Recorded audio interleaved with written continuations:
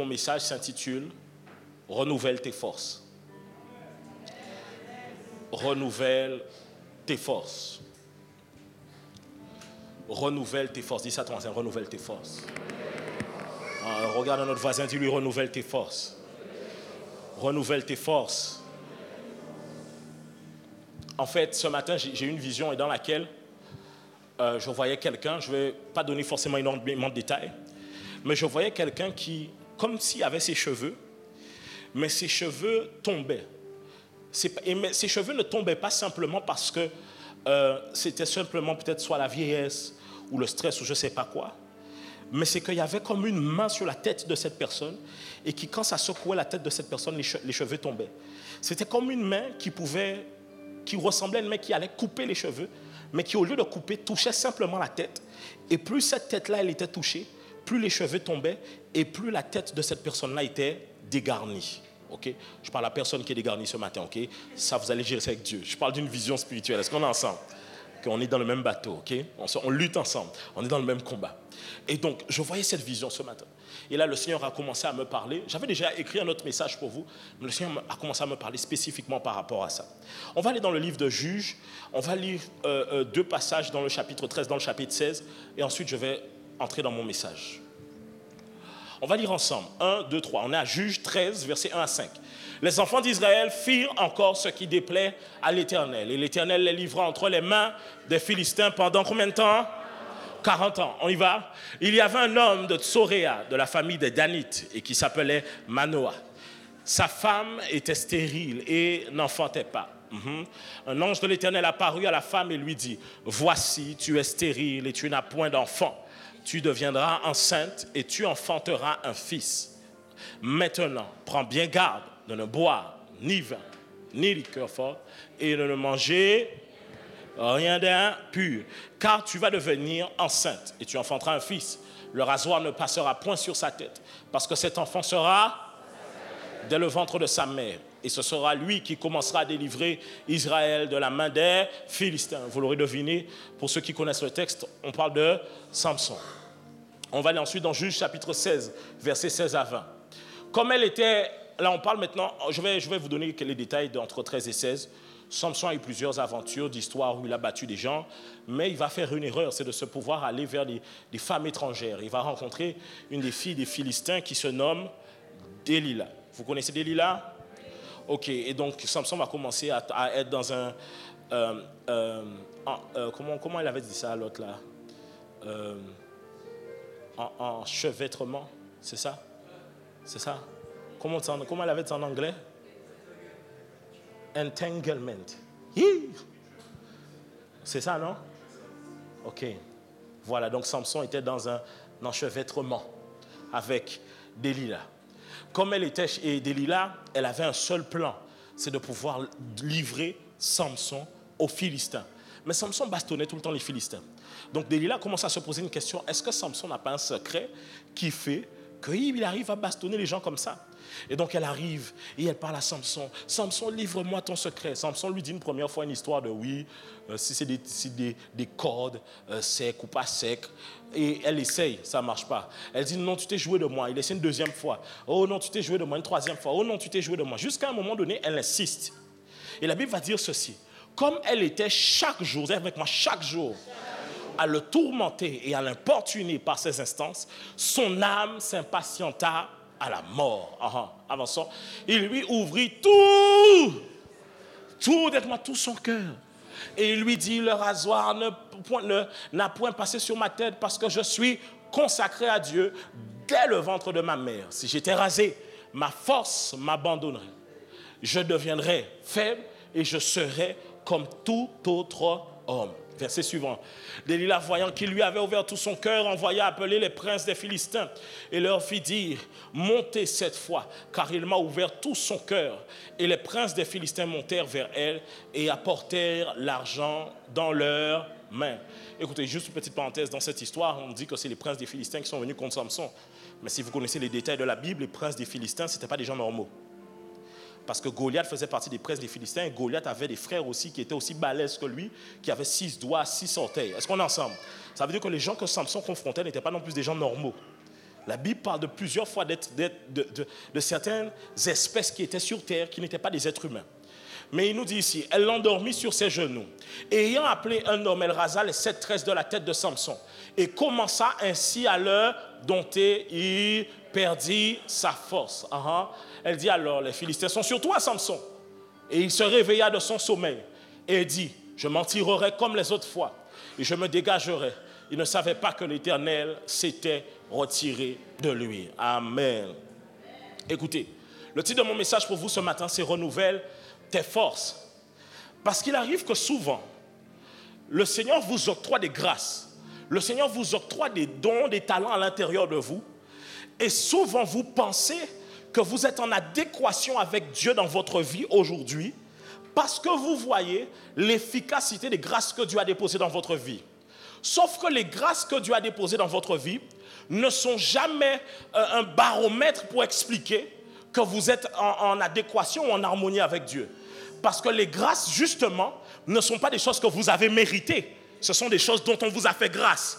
Et donc, ce qu'on vous a fait grâce ne peut pas être un baromètre pour vous dire si Dieu est OK avec vous. Alors, ne vous méprenez pas si vous êtes des fois dans le péché et que vous chantez et que les gens sont touchés. Ça ne veut pas dire que Dieu est avec vous. Ne vous méprenez pas si des fois vous prêchez et les gens sont touchés alors que vous péchez. Ça ne veut pas dire que Dieu est avec vous. Ce n'est pas parce que vous voyez des résultats dans ce que vous faites que ça veut dire que Dieu est avec vous. On peut chanter, les gens sont touchés, Dieu n'est pas avec nous.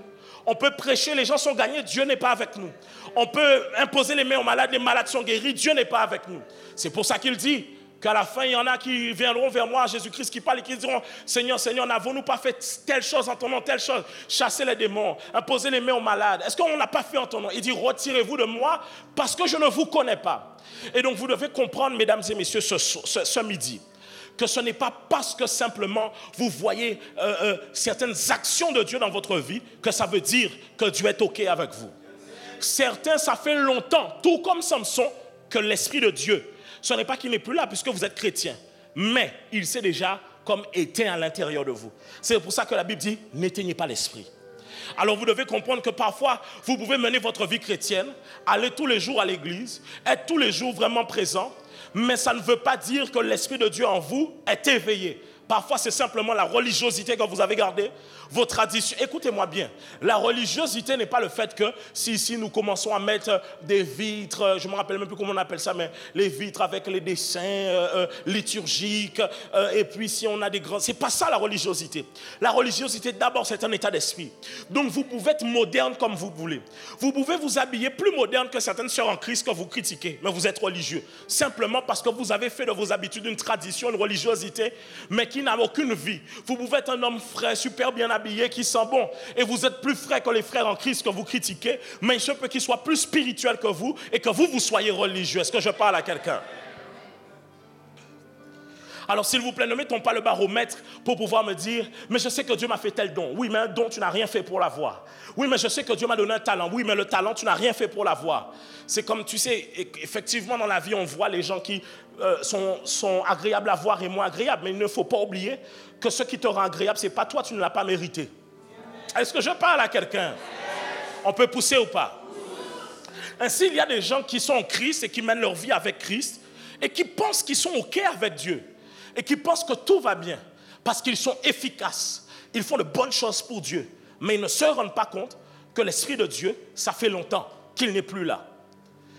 Et un jour ou l'autre, le diable, voyant que tu es en train de t'affaiblir, te tend un piège. Au moment de te tendre le piège, tu penses pouvoir t'en sortir comme les autres fois.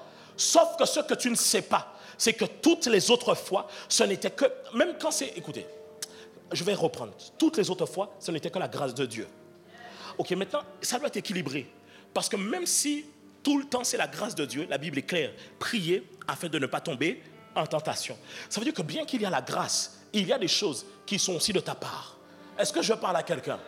Vous êtes étonné de voir le même Jésus qui a été à la croix, qui a dit tout est accompli. Il dit c'est à vous de chasser les démons. Il dit c'est à vous d'imposer les mains aux malades. C'est-à-dire que le même Jésus qui a dit que tout est accompli vous a donné aussi des responsabilités à faire. Jésus a dit celui qui veut me suivre, qu'il renonce à lui-même, qu'il se charge de sa propre croix et qu'il me suive. Alors tu dois comprendre que Jésus a sa croix, mais tu as aussi ta croix à porter. Est-ce que je parle à quelqu'un? Ce matin, je veux dire à quelqu'un, renouvelle tes forces. Certains, vous êtes en train d'avancer, mais vous êtes essoufflés. Tu as beau faire des choses, mais tu sens que ça n'a pas le résultat escompté. Tu fais aux yeux des gens, les hommes t'acclament, mais dans ton cœur, tu sais que Dieu n'est pas dedans. Les gens te disent c'est trop bien, mais au fond de toi, tu sais que tu t'es éloigné depuis longtemps de Dieu. Et faites attention, même quand quelqu'un, écoutez, même quand quelqu'un vient vers vous et ose vous dire, tu sais, franchement, tu es inspirant dans ta relation avec Dieu. Et toi, tu sais au fond de toi que tu n'as aucune relation avec Dieu. Ne t'enorgueille pas parce que les gens t'acclament pour ça. Écoutez, lorsqu'on est quelqu'un qui sait improviser, qu'à l'école, on sait improviser aussi dans les choses spirituelles. À l'école, tu arrives au tableau, tu n'as jamais appris la leçon, tu sais improviser. On ne peut pas savoir que tu n'as pas appris, sauf ceux qui ont l'habitude d'improviser. Ils voient, non, ça c'est les techniques des improvisateurs, ça. Est-ce qu'on peut avancer? Alors, j'ai envie de dire à quelqu'un, renouvelle tes forces ce matin. Mais en profondeur. Ne reste pas juste en surface. Et j'ai quelques points à vous donner. L'histoire de Samson est particulière. Parce que Samson, ce qui lui a été demandé, écoutez, Samson est de Danite, n'est-ce pas? C'est un Danite, n'est-ce pas? De la tribu de quoi? De Dan. Est-ce qu'on est d'accord? Donc s'il est de la tribu de Dan, Samson est juif, n'est-ce pas? Donc si Samson est juif, il a les lois que les juifs ont, n'est-ce pas?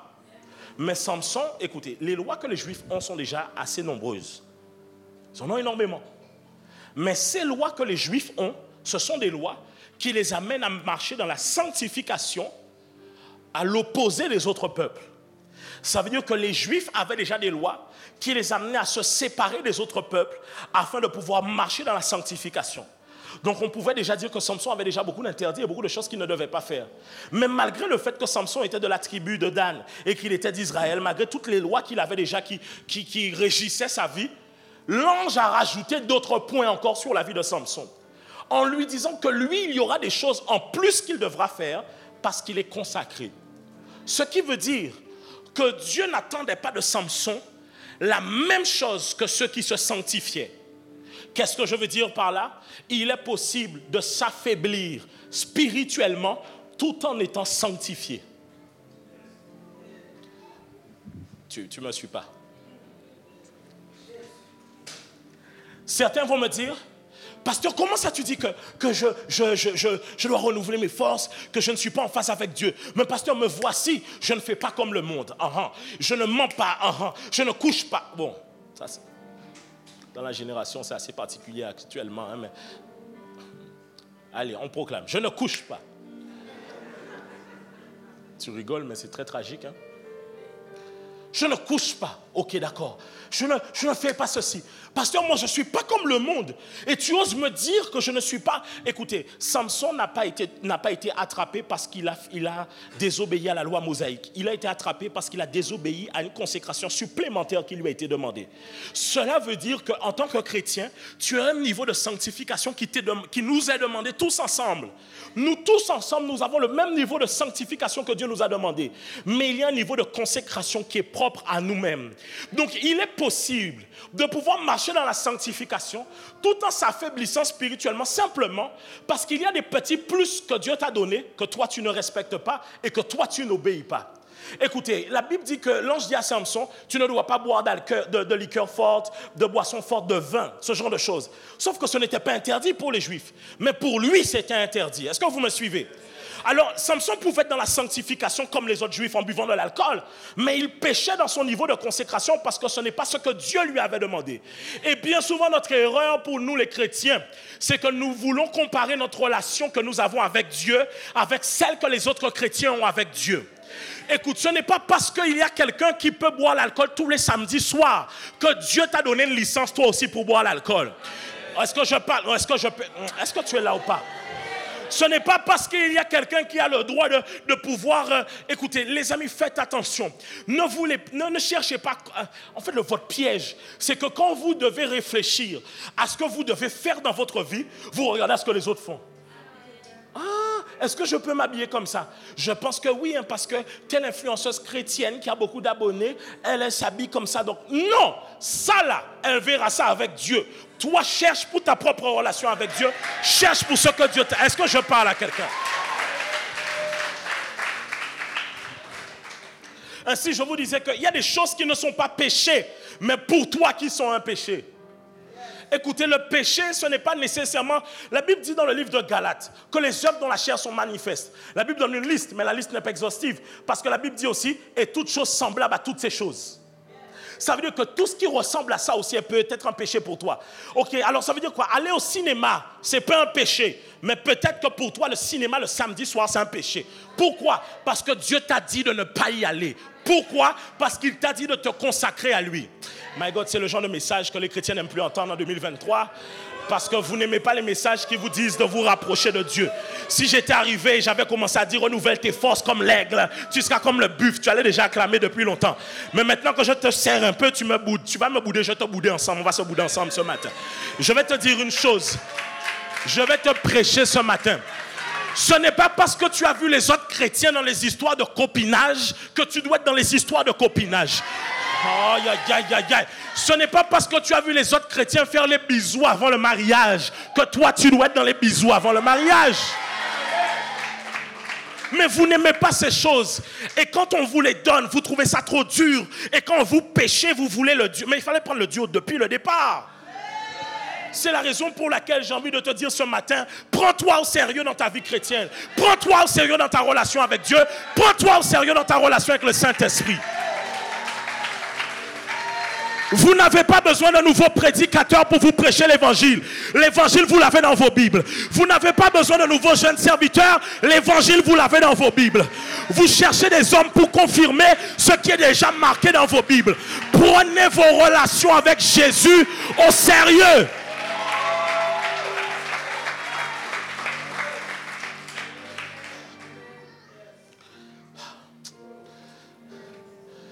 Et vous vous rendez compte que, écoutez, je sais, écoutez, vous allez, écoutez. Vous savez, il y a beaucoup de gens qui... Je peux y aller ou pas? Tu es avec moi, apôtre, je te pardonne. Il y a beaucoup de gens qui, au loin, ils apprécient ce que je fais. Mais quand ils s'approchent, ils n'aiment pas le prix payé. Ils apprécient, mais ils n'aiment pas le prix payé. Parce que, en fait, les gens voient le truc à l'extérieur, ils disent, waouh, une fois qu'ils mettent les pieds dedans, ils disent, hey! Non, il y a un prix à payer pour tout ça.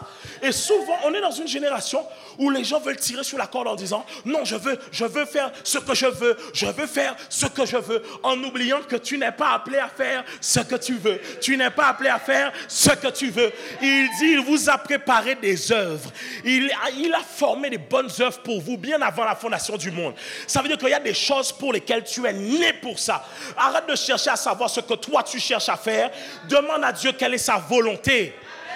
Et si tu regardes bien, toutes les fois où tu t'es retrouvé dans des problèmes, c'est parce que tu n'as pas demandé à Dieu sa volonté. Et je vais vous dire une chose, je peux vous parler vrai? Façon que Jésus revient bientôt, tout endroit où on ne vous parle pas bien de Jésus, où on ne vous rapproche pas de Jésus, et on vous amène à vous complaire dans votre situation de confort, où vous ne faites rien pour Dieu, moi je vous le dis et j'appuie ce matin, il faut quitter.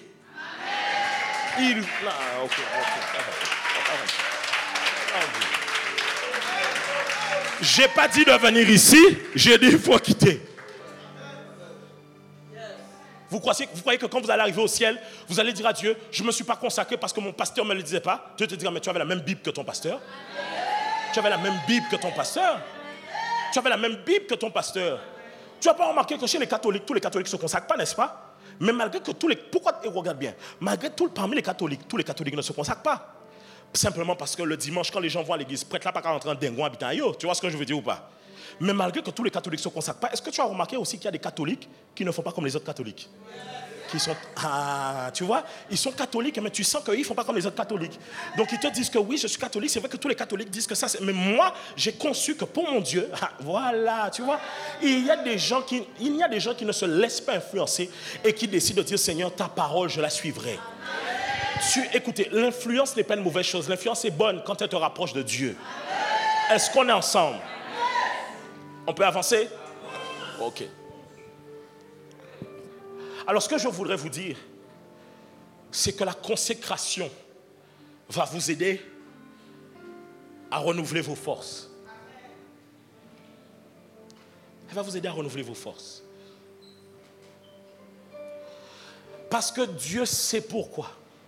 Écoutez, même avant de vous dire ça, je vais aller sur le point, la consécration à des interdits. Dis avec moi, la consécration à des interdits. Regardez, Samson, c'était ne boit ni vin, ni liqueur forte et ne mange rien d'impur. Alors c'est étonnant parce que cette première partie de la consécration n'a pas été donnée à Samson. Elle a été donnée à sa mère pour Samson dans son ventre.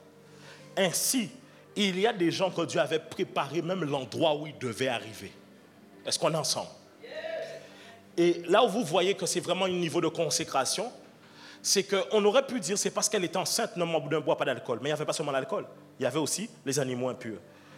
Aujourd'hui, peut-être les femmes enceintes mangent des cochons, est-ce que ça fait des problèmes? Pas forcément. Elle est cuite. On est ensemble? Ok. Ensuite, il dira, car, je crois au verset 5, car tu vas devenir enceinte et tu enfanteras un fils, le rasoir ne passera point sur sa tête, parce que cet enfant sera à Dieu de le ventre de sa mère. Et ce sera lui qui commencera à délivrer Israël de la main des Philistins. Il dit, le rasoir ne passera point sur sa tête. Alors voici ce que tu dois comprendre. C'est que dans ta consécration à toi, il y a des choses qui te sont interdites. Interdites, c'est ça? Il n'y des bitons, on ne peut pas faire que... Il y a même un enfant qui rigole. Il y a des choses que tu ne peux pas faire, mais que les autres peuvent faire. Et tu sais, c'est ça le truc des fois, c'est que tu as envie de te dire, mais c'est injuste quand même. C'est injuste. Moi, en tant que chrétien, regarde, des fois, tu vois, je te donne un exemple. Écoutez, faites-le-vous, s'il vous plaît. L'histoire de l'enlèvement est délicate. L'enlèvement ne parle pas de gens qui ont accepté Jésus. L'enlèvement, ce n'est pas une question d'avoir accepté Jésus. Parce que Dieu n'a jamais dit que si tu rates l'enlèvement, tu iras en enfer. Ce n'est pas marqué. Mais non. La Bible dit que si tu rates l'enlèvement, tu pourrais être sauvé, mais au prix de ta vie. Tu vas juste devoir mourir.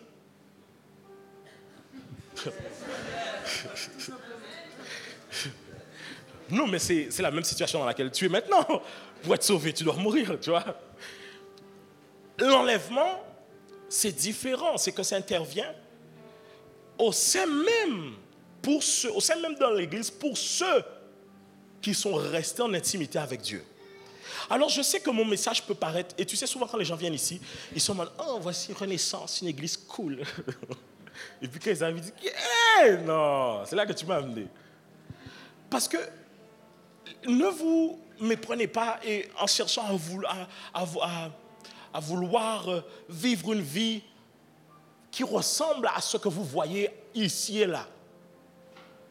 Ce n'est pas parce que tu vois les gens s'enjailler. Écoutez, il y a des gens vrais, s'ils ne te disent pas qu'ils sont chrétiens, tu ne peux jamais le savoir. Tu ne peux jamais le savoir. C'est même pas, écoutez, je ne parle même pas d'une question d'abord de est-ce qu'ils te prêchent Jésus, mais même dans ce qu'ils dégagent, ils incarnent, leur manière d'être, tu ne peux jamais savoir qu'ils sont chrétiens. Parce qu'ils réfléchissent comme le monde, ils font comme le monde, ils parlent comme le monde. Même les relations, quand ils veulent rentrer dans le mariage, ils font comme le monde. Arrêtez de... Vous faites comme si ce que je dis là, c'est faux, mais vous savez que c'est vrai. Vous savez que c'est vrai. Vous voulez que j'y aille ou pas? Seigneur, donne-moi la force. Dis avec moi, apôtre, je te pardonne Quand tu vas finir de prêcher, je ne serai pas fâché. Je ne vais pas te taper. Je vais vraiment être heureux pour la parole qui me fait du bien. C'est quelque chose que je dis souvent. Je dis, regardez, une donnée simple. Je ne dis pas que ce combat est simple. Je dis juste que Dieu, on a une donnée simple. En tant que chrétien, on doit se préserver avant le mariage.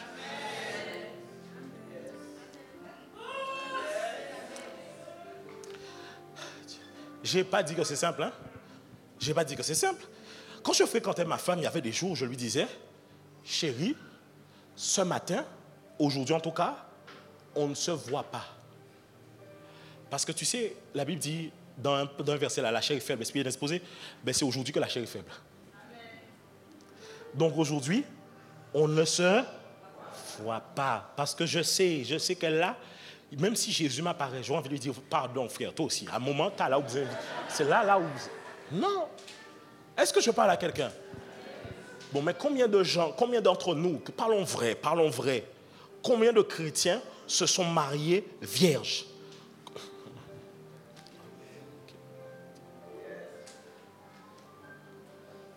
Je n'ai pas dit quand tu as connu dans le monde, hein.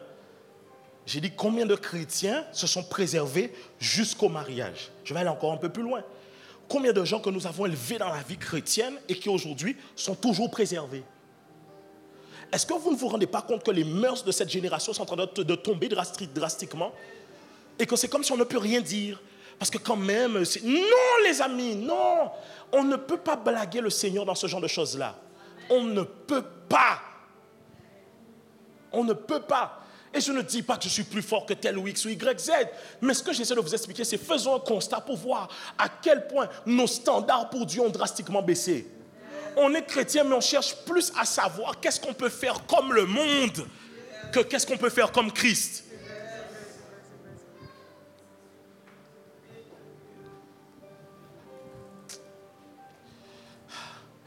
Dis-toi, voisin, renouvelle tes forces. Dis-lui, ça va, on passe un bon moment.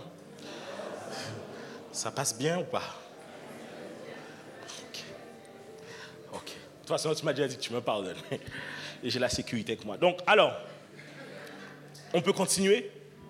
Donc, la consécration à ses interdits. Dis-moi la consécration à ses interdits. Lui, son interdit, c'était, tu ne rases pas ta tête. C'était son truc à lui. Alors faisons attention, hein, parce qu'il y a des gens qui me disent, pasteur, je vais faire l'ox parce que c'est comme Samson. J'ai dit, mais il ne faut pas boire vin aussi non plus. Hein.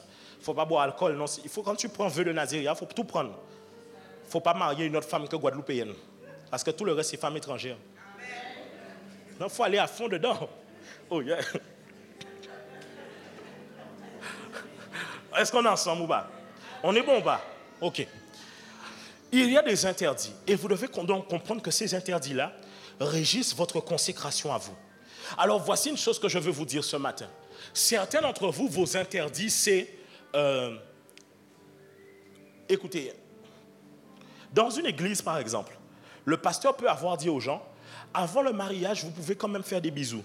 Mais toi, le Saint-Esprit viendra te voir en te disant, toi, tu ne vas pas faire de bisous. Ils n'ont pas nombreux à dire, mais... Pas nombreux, hein? Alléluia. Vous avez c'est que la soeur, là, quand vous allez, il n'y a pas de bisous. Est-ce qu'on est ensemble? Vous savez pourquoi? Parce que le Seigneur sait que toi, ça là, ça va être une grosse pierre d'achoppement pour toi. Tu diras, mais non, on pourra se contrôler. Arrête. On est fait du même corps, hein, tu sais. Hein? À peine tu fais bisous. Tu sais, on ne fait jamais genre... Arrête. Arrête. Faut qu'on aille dire ça au pasteur. On fait jamais ça. Non. On fait jamais ça. Jamais. En général, c'est...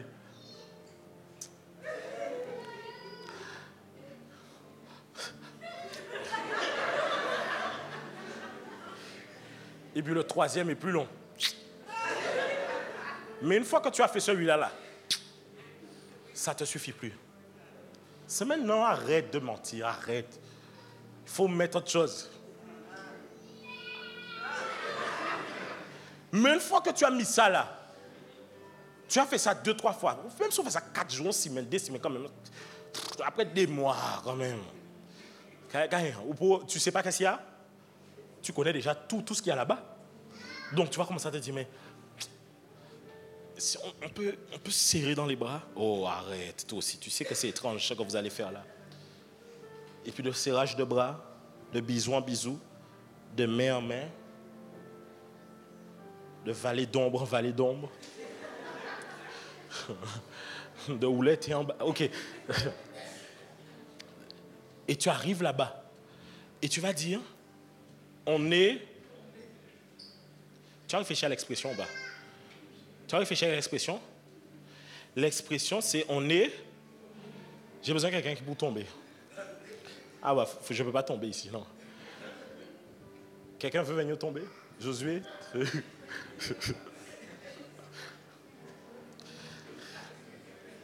Ok. Tu sais tomber? Ok. Tiens, marche depuis là-bas. Et tombe devant le pupitre pour ne pas bien voir tomber. Ça, c'est vraiment quelqu'un qui est tombé. Non, quand tu tombes, il faut rester à terre. Non, relève-toi. Ok. Donc, c'est l'expression, on dit, je suis tombé. Ok. Donc, il y a des gens qui veulent vous faire croire que lui et moi, ou elle et moi, on a pris rendez-vous.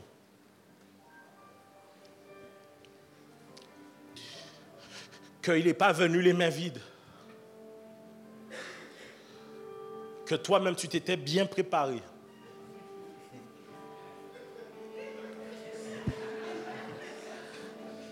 La maison, tu as nettoyé. Tu as mis les parfums.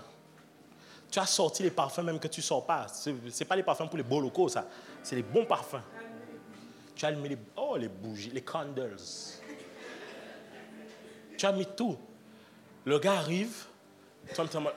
Tu faisais quoi? J'étais juste là. Hein. Tu étais juste là avec les bougies.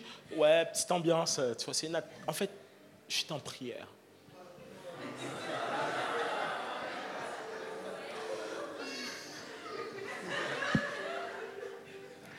Et tu dis, vas-y, vous arrivez, pasteur, on est tombé.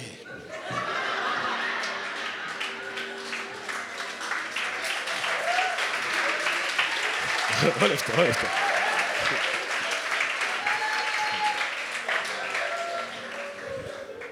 Bon, ce que je viens de vous décrire, ça ressemble à quelqu'un qui tombe? Non. Il y en a prochainement, quand tu viens me voir, il ne faut pas me dire on est tombé. Si on était comme ça, allez, 1, 2, 3. Non, je ne vais pas tomber. C'est quoi? On n'est pas tombé. On a sauté, pasteur. On a fait des plongeons acrobatiques. Mais il y en a, ils tombent. Donc, vas-y, tombe. Ils tombent, ok. Pasteur, on est tombé et puis il continue à avancer comme ça à terre. Donc il y en a, votre vie chrétienne, elle ressemble à quelqu'un qui est tombé, mais qui depuis glisse. Relève-toi. Relève-toi. Relève-toi. Relève-toi. Est-ce qu'on peut acclamer le Seigneur pour Josué?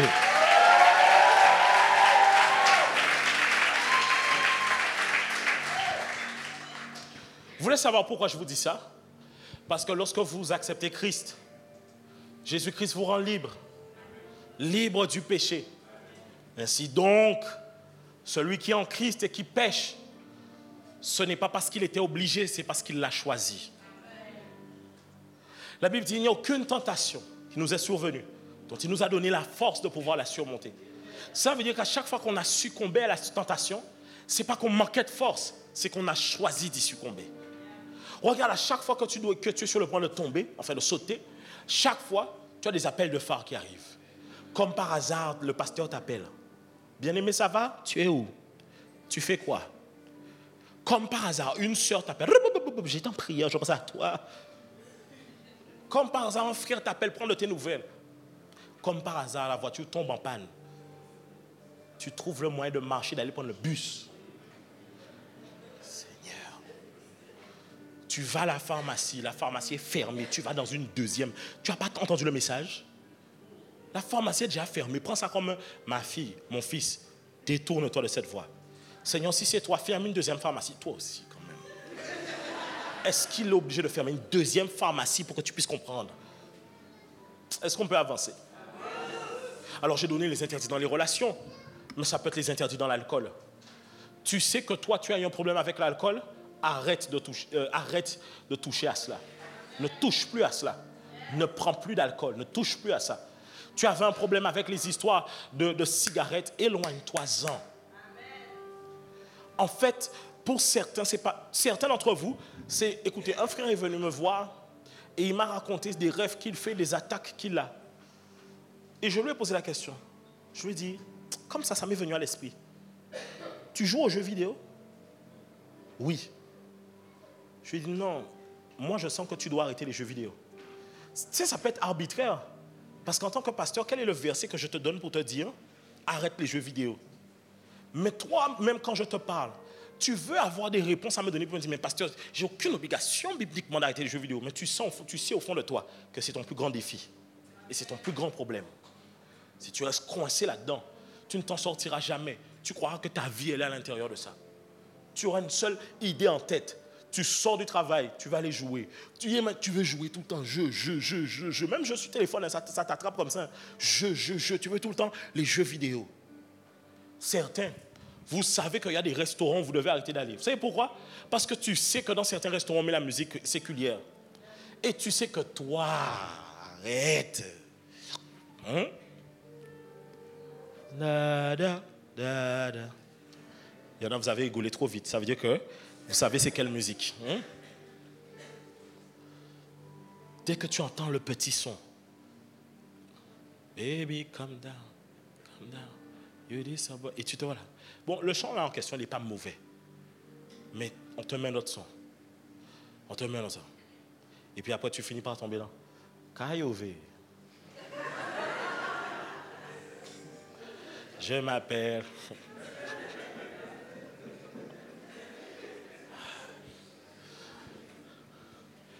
Et voilà, tu es dans le restaurant. Tu sens ta cuisse qui fait ça comme ça.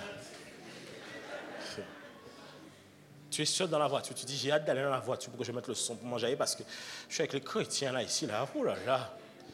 Et quand tu arrives dans la voiture, Kayové, c'est fini, on t'a déjà perdu. L'atmosphère te suit jusqu'à la maison.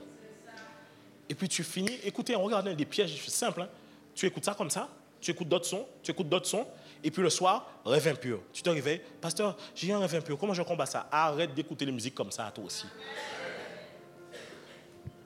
Des fois, vous ne réfléchissez pas beaucoup. Vous savez, même quand les gens me disent, mais pasteur, mais ça c'est une musique d'amour, c'est pas mauvais. Le gars là qui chante là, il parle de qui? Quand il est derrière le micro et qu'il fait ses vibes, il parle de qui? Il parle de sa femme mariée, avec qui il est? Ou il parle d'une petite qu'il est en train d'étrangler quelque part? Et toi, tu écoutes ça. Et tu prends l'ambiance. Et l'ambiance vient à l'intérieur de toi. Te voilà maintenant aller dans le contact de ton ex et cliquer sur débloquer. Quelqu'un que tu as bloqué depuis longtemps. Remarque bien, il y a toujours un chemin qui t'amène au péché. Le problème, c'est que, en fait, vous arrivez et vous voulez faire quoi? Pasteur, j'ai péché. Non, en dehors de péché, refais le chemin, retrace-le, qui t'a amené jusqu'à être aujourd'hui arrivé à tomber là. Certains, écoutez, vous êtes tombés en décembre 2022. Non, vous avez consommé le péché en décembre 2022. Mais vous êtes tombés depuis janvier 2022. C'est-à-dire depuis janvier, le diable te travaillait.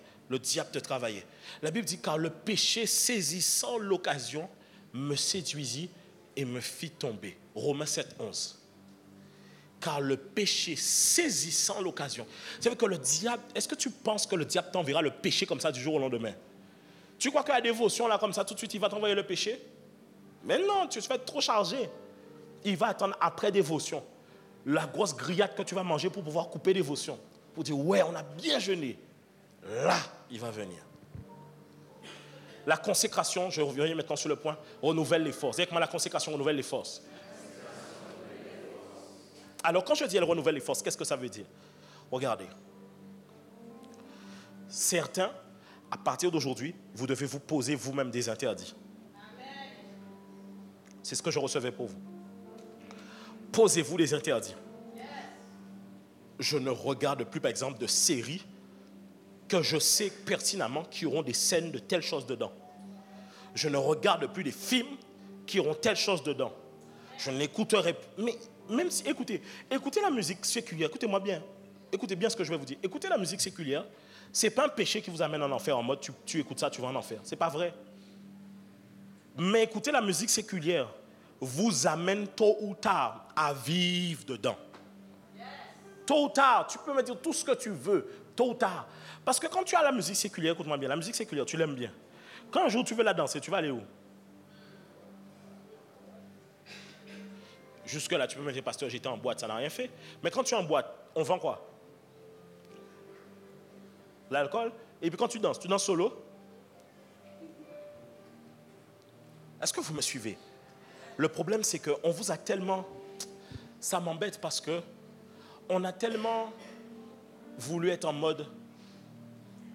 Et quand je parlais de briser l'esprit de religiosité au début de mes messages ici, c'était en 2021, on était toujours à Petit-Bourg, j'ai bien précisé pour vous dire cela.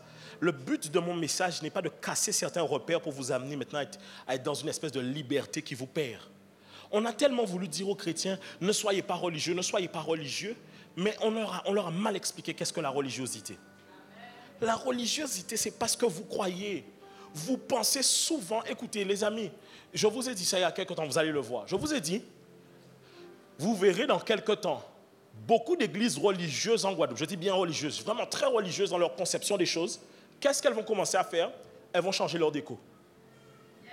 Elles vont avoir de nouvelles chaises à la place des bancs durs qu'elles ont. Elles vont retirer les pots à fleurs, vont mettre de beaux pupitres, plexiglas ou comme ça. Elles vont avoir des écrans. Et naturellement, dans l'esprit des gens, ils vont se dire, oh, mais l'église n'est pas religieuse. Ça ne veut rien dire. Si tu estimes que quelqu'un est religieux sur son apparence, c'est que toi-même tu es religieux parce que tu juges à l'apparence. Ça veut dire qu'un chrétien de l'esprit ne se voit pas tant par ses habits ou le style moderne. Ça se voit s'il est conduit par l'esprit. Parce que lorsqu'on vous dit que vous êtes religieux, en réalité, ce que ça veut dire, c'est que vous êtes légaliste. Et un légaliste, il vit quoi selon la chair?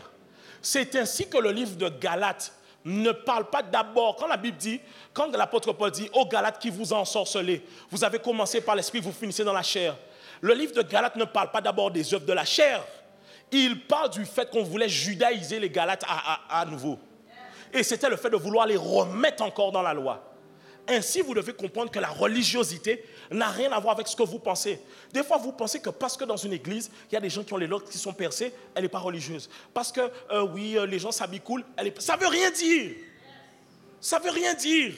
Tu peux être une église super moderne, mais tu es super religieux aussi. Ça ne veut rien dire. C'est parce que vous ne comprenez pas que la religiosité, c'est un système de pensée. Et on vous a fait croire que pour être un chrétien pas religieux, il faut limite ressembler au monde. Ce n'est pas ça. Quand on n'est pas un chrétien religieux, c'est qu'on est un chrétien conduit par l'esprit. Est-ce que vous me suivez? Ok, je sens que je dois pousser dans ce sens-là parce qu'il faut que beaucoup d'entre vous puissiez comprendre mon message ce matin. Vous voulez que je vous montre où est-ce que l'Église est devenue religieuse? Allons-y. La Bible dit ceci. Voici les miracles qui accompagneront ceux qui auront. En mon nom, ils feront quoi? Ils chasseront les. Ils imposeront les mains aux malades. Voici les miracles, ils chasseront les démons, ils parleront de nouvelles langues, ils imposeront les mains aux malades, ils saisiront les serpents, ils boivent avec quelques breuvages mortels, ils ne leur feront point de mal, ils imposeront les mains aux malades et les malades seront guéris. Ça, la Bible dit, voici les miracles qui accompagneront qui? Ceux qui auront cru, c'est qui? C'est qui? C'est les pasteurs? C'est les prophètes? C'est les apôtres? C'est qui? Bon, pourquoi les chrétiens aujourd'hui ne chassent pas les démons, n'imposent pas les mains aux malades? Pourquoi ils ne guérissent pas les malades?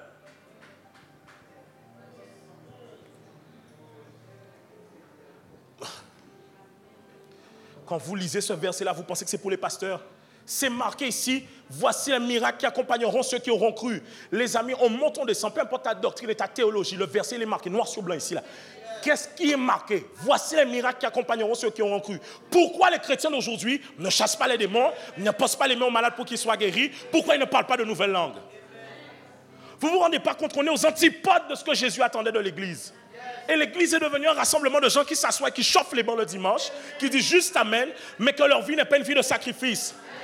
Jésus n'a jamais prévu que l'église soit un rassemblement de gens qui s'assoient pour chauffer les bancs. Jésus a toujours prévu que l'église soit un rassemblement de gens qui soient perfectionnés pour pouvoir être envoyés dans le monde.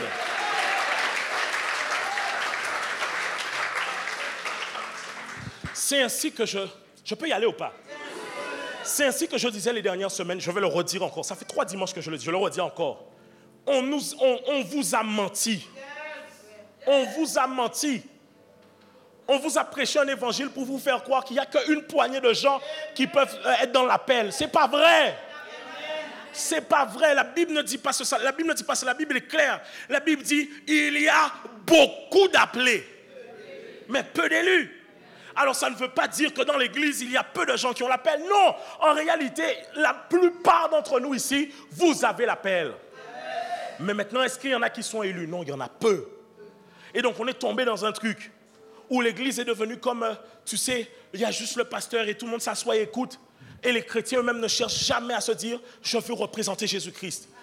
Et c'est pour ça aussi que je ne blâme pas certains chrétiens qui ne mènent pas une vie de sanctification. Vous savez pourquoi? Parce qu'il y a un certain niveau de sanctification et de consécration que tu as, que quand tu sais pourquoi tu l'as. C'est la vérité. Si tu ne fais rien, ben, tu iras vagabonder dans des choses étranges.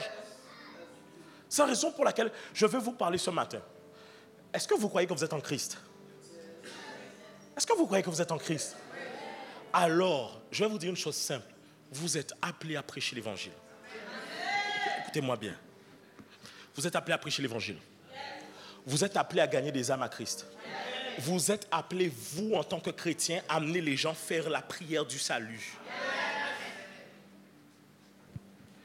Vous êtes amenés, vous, chrétiens, pas moi forcément, vous qui êtes assis, à imposer les mains aux malades et que les malades soient guéris.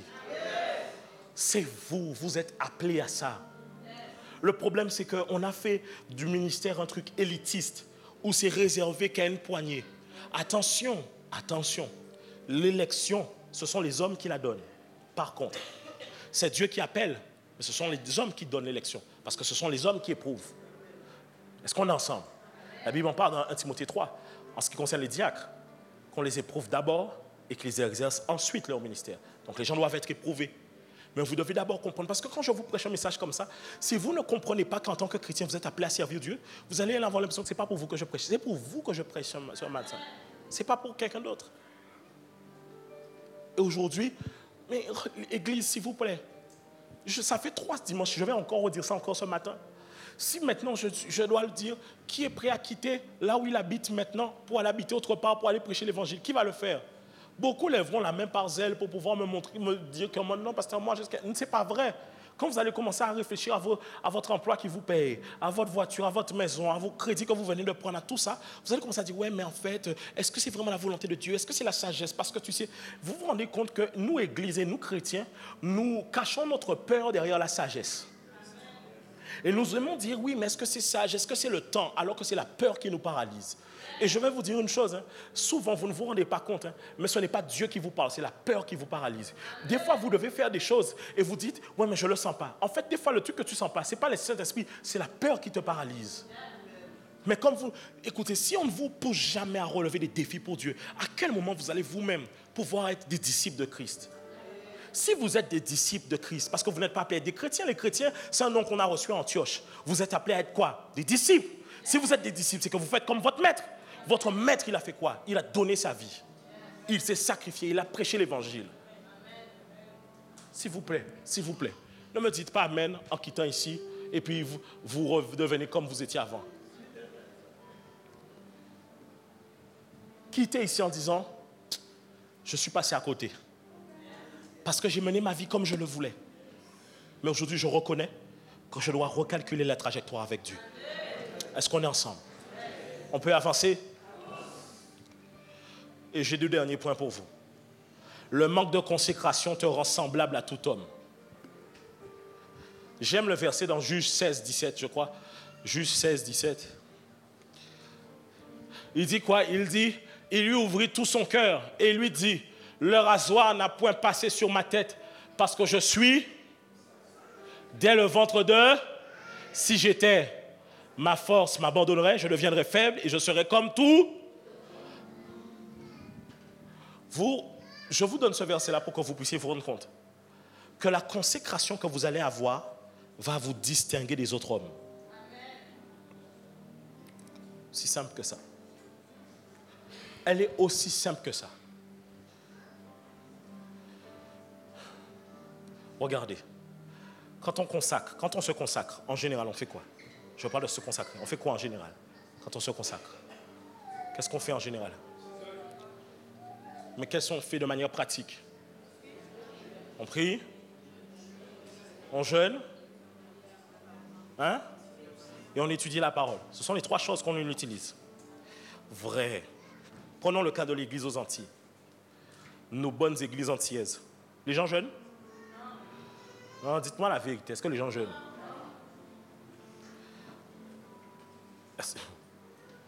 Les gens jeûnent?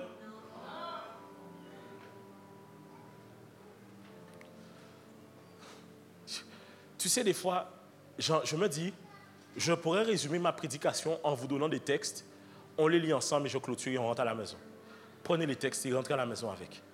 Parce qu'en fait, je me dis, mais comment des fois, nous, Église, nous sommes tellement restés comme indifférents.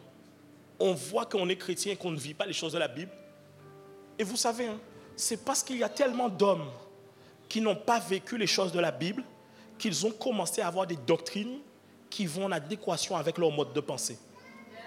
Ainsi, il y a des gens qui commencent à... Vous savez qu'il y a des endroits où on enseigne que les miracles, c'était au temps de Jésus. Il y a des endroits où on enseigne que les prophètes, les apôtres, c'était au temps de Jésus, qu'aujourd'hui, on n'en a plus besoin. En fait, les gens commencent à... Simplement parce qu'ils ne voient plus simplement certains miracles à l'œuvre. Les amis, faites attention. Hein. Si vous menez une vie chrétienne et que vous ne voyez pas le miraculeux, je ne parle pas de miraculeux genre en mode « mon dossier était bloqué, c'est débloqué ». Toi aussi, ça arrive aux païens. Je parle de miraculeux. J'ai prié pour quelqu'un qui était malade, il a été guéri. Je ne parle pas de gens, on s'est rassemblés, on a prié. Non, je dis genre maintenant, il a mal, je lui impose les mains, je prie, il est guéri. Là où je vois ça. Un miracle aussi, c'est quelqu'un qui donne sa vie à Christ, mais qui sort de quelque part, on voit le changement. Si tu ne vois pas des miracles tout le temps, tu n'es plus dans la vie chrétienne, tu es dans un club de philosophie, avec des modes de pensée. Et c'est comme ça que parmi les chrétiens, tu as des gens qui non, en fait...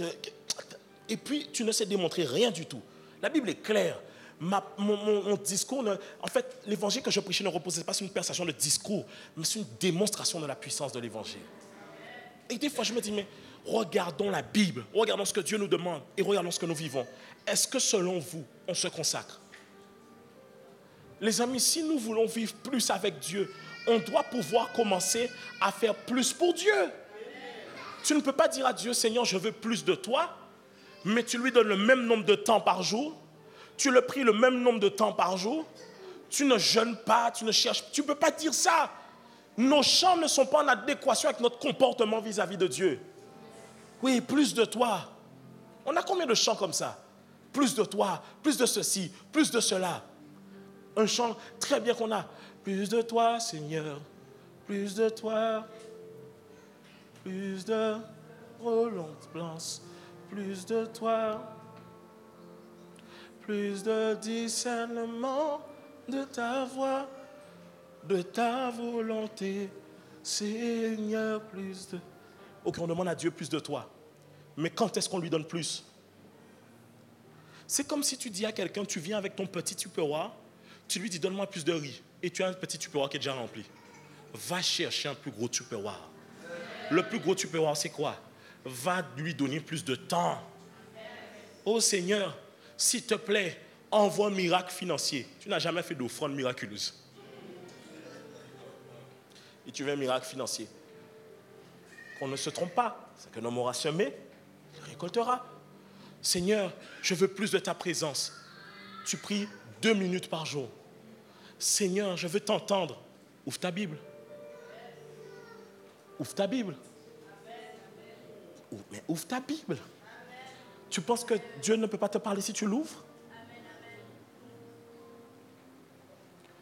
Église des Antilles, s'il vous plaît, arrêtons d'arborer des slogans partout sans jamais être capable de pouvoir payer le prix. Arrêtons de scander des slogans et de dire des choses dans beaucoup d'endroits sans jamais vouloir payer le prix. Les amis, je vous l'ai déjà dit, ce que nous sommes en train de faire là, nous sommes en train de donner notre vie. Et mon dernier point pour vous, c'est celui-ci. Il est simple. Chasse des lilas. J'ai dit chasse des lilas. J'ai mis ici chasse, esprit de lilas, mais je vais dire chasse des lilas. Des lilas, c'est qui? Des lilas, c'est les personnes, les choses, les lieux qui t'amènent à compromettre ta consécration. Ton problème, c'est que tu es trop émotionnel et donc tu ne peux pas chasser des lilas. Tu as toujours ton meilleur ami. C'est mon meilleur ami, mon meilleur ami. Mais ton meilleur ami, c'est toujours lui qui t'amène boire de l'alcool. Chasse des lilas à partir d'aujourd'hui. Arrêtez de penser, tu vois, c'est ça. Vous avez une pensée en mode, c'est mon meilleur ami, c'est ton meilleur ami, mais ton meilleur ami ne fait que t'amener dans les mauvaises choses. Chasse des lilas à partir d'aujourd'hui. Oh oui, mais c'est un... Il y en a, alors aux Antilles, on est spécialiste dans ça. Tu es sur le groupe WhatsApp de tous tes amis, mais sur le groupe WhatsApp, on envoie des films bizarres. Et tu restes sur le groupe comme ça. Mais c'est le groupe des amis. Chasse des lilas. Écoutez, il suffit que tes yeux tombent sur... Écoutez, je parle à quelqu'un. Il suffit que tes yeux tombent sur une seule image bizarre pour que ce soir tu tombes dans la pornographie. Tu n'as pas besoin de beaucoup. Hein. Il suffit d'une seule image bizarre pour que le diable vienne te tenter ce soir énormément. Chasse des lilas. Chasse des lilas fort. Très fort. Il ne faut pas blaguer avec des lilas. Certains, c'est tes jeux vidéo. Va les vendre. Je dis, va les casser. Non, on va les vendre. Amène nos phones ici. Est-ce que je parle à quelqu'un? Chasse des lilas. Tu as toujours quelqu'un à côté de toi qui fait le délilat. Charlie. Mais si vous tirez en tilat à chicha, quel chicha? Chicha, c'est rien, Charlie. Chicha, c'est quoi? Chicha, c'est rien. Tu prends juste et tu fais une bulle avec nous, un petit rond. Chicha, c'est rien. Mais une fois que tu as pris chicha va chicher. Et une fois que chicha finit chicher, vous ne voulez pas chicha encore. Ça commence par chi, mais ça veut dire ti. Donc tu cherches maintenant autre chose. Chasse des lilas. Des lilas pour certains, c'est TikTok.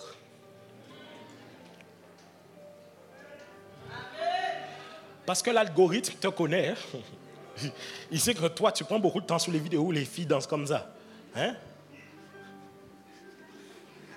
C'est ça. Donc toi, l'algorithme a déjà vu que tu aimes les gens qui font les déhanchés. Donc il va te donner que les vidéos où les gens font les déhanchés. Mais il voit, hein, tu sais, tu as peut-être pas liké, mais il voit que quand tu scrolles, tu restes longtemps sur la vidéo. Et tu fais même zoom comme ça. L'algorithme, il revient. C'est un pervers. Il faut lui envoyer d'autres. Il aime ça. Mettez-lui d'autres vidéos comme ça. Chasse TikTok. Certains, c'est Twitter. Chasse Twitter. X. Désolé. Certains, c'est Snapchat. Chasse ça. Snapchat et Telegram. Il faut chasser ça. Tu sais pourquoi? Parce que les messages ne restent pas. Je connais. Et ça t'amène à envoyer des messages bizarres, comme tu sais que ça va s'effacer tôt ou tard.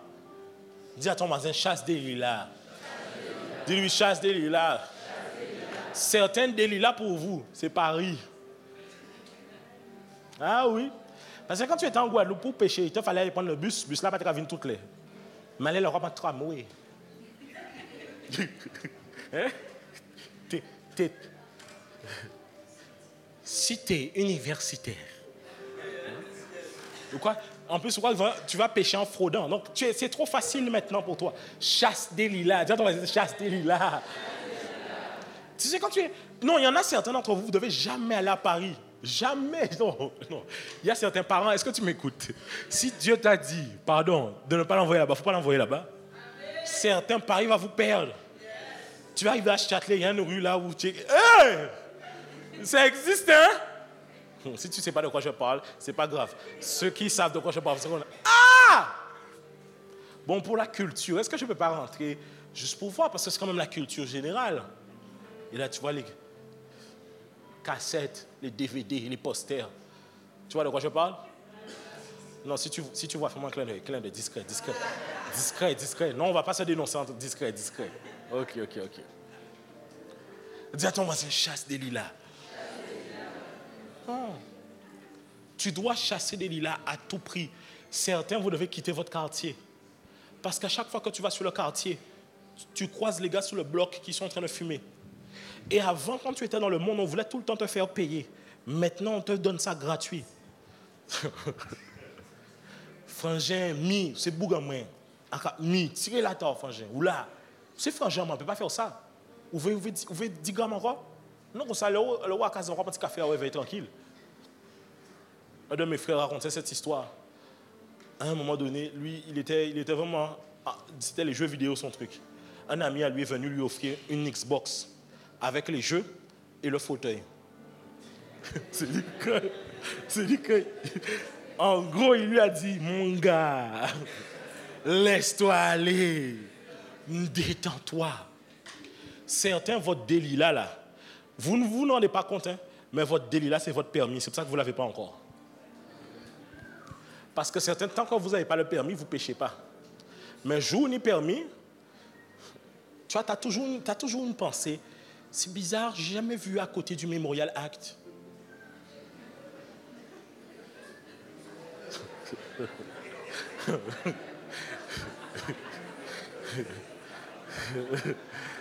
Ça savent, hein? Aïe, aïe, aïe. Pasteur, on va vendre nous. Eh oui. C'est bizarre, je n'ai jamais vu le Memorial Act. Mais au lieu de passer par Fouillol, je vais passer par Pointe-à-Pitre. Oh, mais elles ont besoin de Jésus. Tu connais Jésus? Crésus?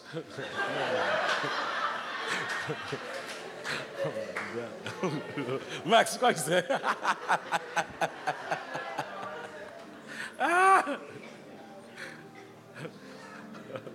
Dis à ton voisin, chasse des lilas. Dis-lui, chasse des lilas. Non, secoue-le, dis-lui, chasse des lilas. Regarde le voisin de derrière, dis-lui, chasse des lilas. Oh, chasse des lilas. À l'étage aussi, il faut chasser des lilas. Chasse des lilas. Chasse des lilas. Vous devez bloquer certaines personnes. Supprimer certaines personnes de votre... supprimer certaines stories. Supprimer certains comptes. Et tu dois chasser des lilas. Moi, je ne comprends pas comment tu es chrétien. On retrouve tes likes sur des publications bizarres. Chasse des lilas. Hey. C'est toi qui es chrétien, mais c'est toi qui es sur les photos des filles en bikini. Et on voit ton grand j'aime. Et tu mets des fusées, des flammes. Chasse des lilas. Chasse des lilas. Hey. Tu arrives, tu vois sur un compte bizarre. Dans le compte bizarre, la go a mis son lien en plus. Mais tu vois, 6 personnes abonnées. Tu cliques. Frère Intel, qu'est-ce que tu fais sur le compte là? Chasse des lilas. Sur ton Instagram, écoutez même, je vais même aller plus loin. Parce que là, c'est la sanctification. Mais même plus loin. Écoutez, c'est vous qui voulez paraître cool aux yeux du monde. Laissez-moi vous dire une chose. Vous êtes chrétien, n'est-ce pas? Il y a des gens que vous likez sur Instagram que le jour, si on critique votre église, votre pasteur ou votre foi, ils ne vous défendront pas. Arrêtez de mettre vos likes n'importe où. Vos likes ont un pouvoir d'approbation, de pouvoir dire, c'est pas rien un like, c'est de dire, je suis d'accord avec. Chasser des lilas. Il y a des gens, tu vas aller sur leur profil, tu vas aller retirer tes likes. Tu retires tes likes, tu chasses des lilas, Écoute, tu vas me trouver, regarde, tu vas me trouver trop radical, hein, mais on est en septembre, c'est ça? Septembre, octobre, donne-moi jusqu'à décembre. Chasse des lilas pendant 3 mois. Que va-t-il, on va changer. Pars à la poursuite de des lilas. Tout des lilas au joint. Même si c'est un ami, des lilas, il faut le chasser aussi. Des lilas, tu chasses tout le monde.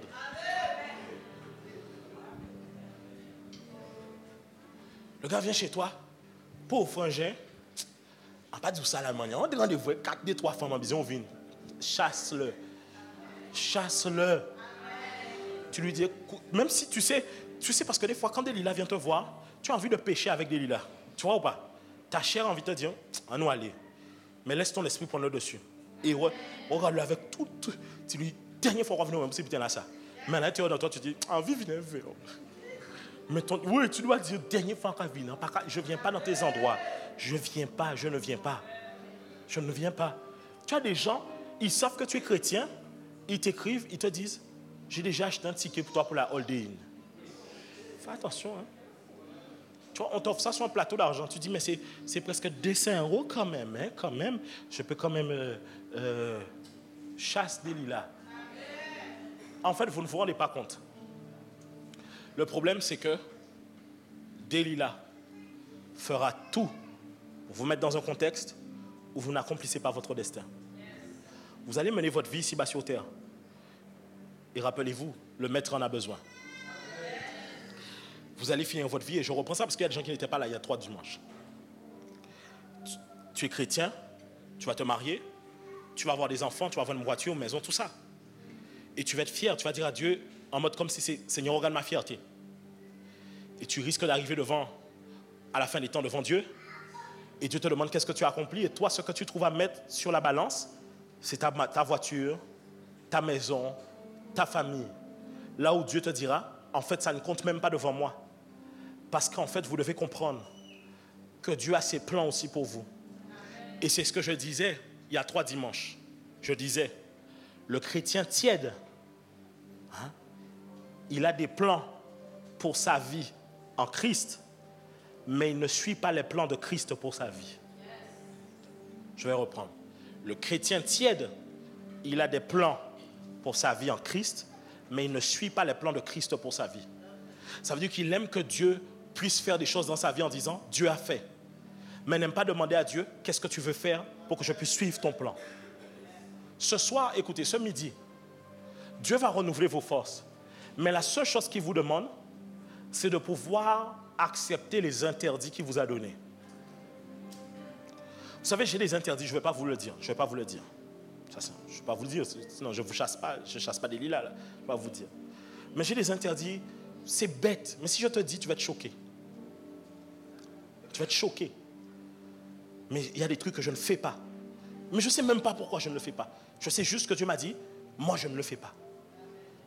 Mais je sens que quand je le fais, je fais mal. Pourtant toi, ce n'est pas un problème peut-être pour toi. Et écoutez, la Bible dit ceci dans le livre de Actes. Repentez-vous, convertissez-vous, afin que viennent des temps de rafraîchissement. Cela veut dire que certains d'entre vous, la présence de Dieu que vous ressentiez avant, qui vous envahissait, elle fera suite simplement à une repentance de ces interdits que Dieu vous avait donnés et que vous rectifiez dans votre vie.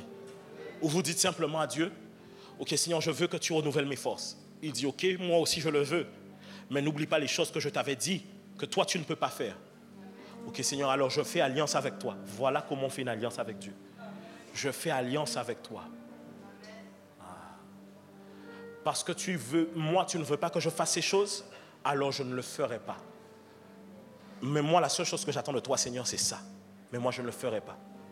Certains, votre alliance avec Dieu, ça peut être, écoutez, je peux vous le dire de manière libre, mais je ne dis pas ça pour que ce soir vous rentrez dans un folklore ce midi. Mais pour que vous puissiez comprendre, ça peut être quelque chose de bête. Que toi par exemple, ton alliance, je donne un exemple, ça peut être, il y a des aliments que tu ne vas jamais manger. Parce que Dieu t'a dit, toi, tu ne touches pas à ça. Amen. Ton alliance, ça peut être, toi, il y a des types de voitures dans lesquelles tu ne vas jamais rentrer. Dieu va te dire, toutes les voitures là, qui sont de cette gamme-là, tu ne rentres pas. Moi, je veux que tu aies que les voitures basiques, bien à l'aise, mais basiques. Même si demain tu as les moyens, ne rentre jamais là-dedans. Dieu sait pourquoi.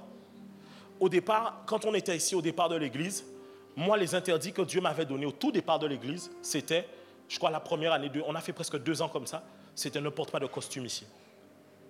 Ne porte pas de costume. Ce n'est pas moi qui l'ai voulu. Hein. Quand je suis arrivé ici, j'avais mes costumes croisés, mes trucs, mes machins. Bon, tu sais, j'avais mes trucs. Je suis arrivé, on a fait septembre, octobre, novembre, décembre. Décembre, je suis parti en retraite avec ma femme. Et à la retraite, le Seigneur me dit, qui t'a dit de mettre les costumes là? Est-ce que je ne t'avais pas déjà parlé?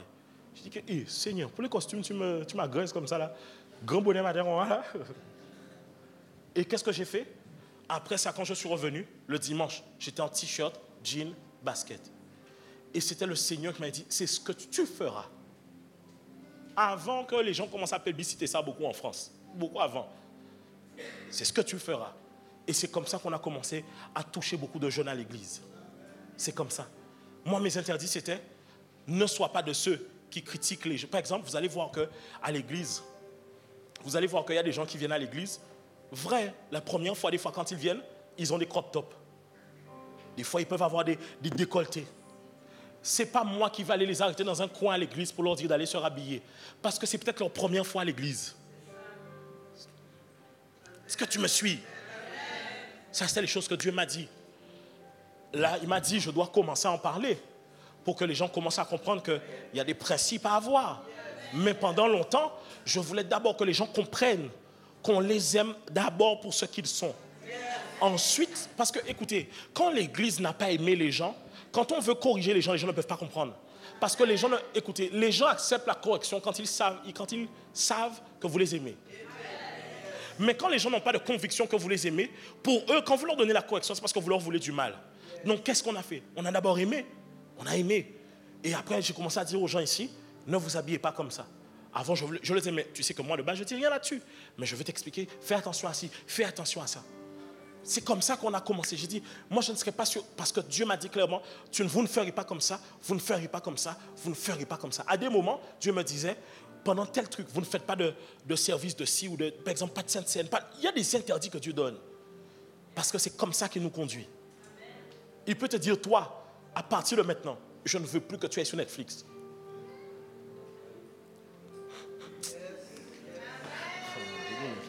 Qui est arraché, on dit Netflix qui est arraché.